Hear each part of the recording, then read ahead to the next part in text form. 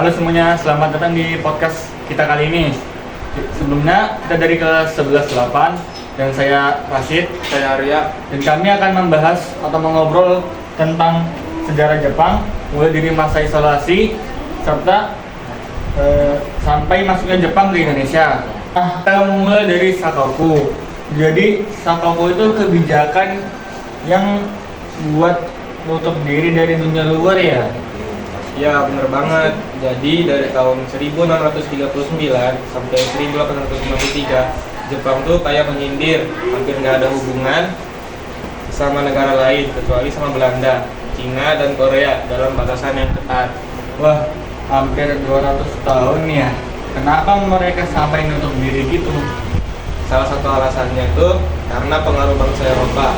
Jepang khawatir mereka bakal dijajah kayak negara-negara lain di Asia.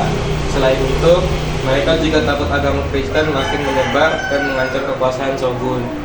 Oh, pantesan ya. Jadi semacam cara buat jaga stabilitas negara ya.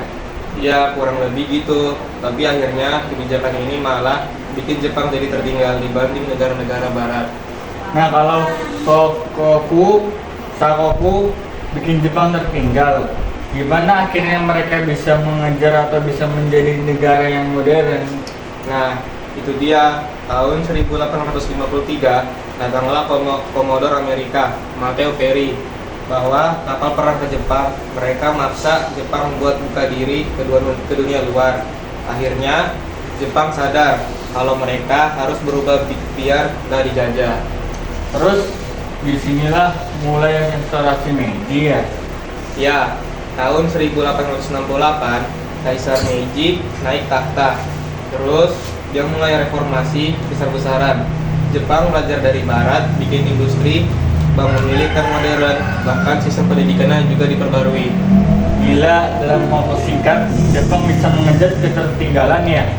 Iya, makanya Jepang jadi salah satu kekuatan dunia dalam waktu relatif cepat. Bahkan mereka mulai ekspansi ke negara lain.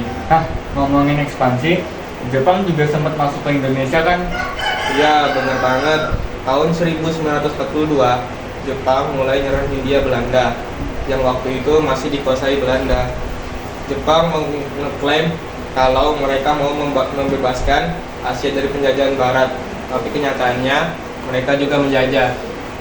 Terus itu yang akhirnya bikin Belanda menyerah di perjanjian Kalijati ya. Betul, 8 Maret 1942, Belanda resmi nyerah ke Jepang di Kalijati, Subang, Jawa Barat. Sejak itu Indonesia dikuasai Jepang sampai tahun 1945. Wah, jadi Jepang gak lama-lama ya di Indonesia?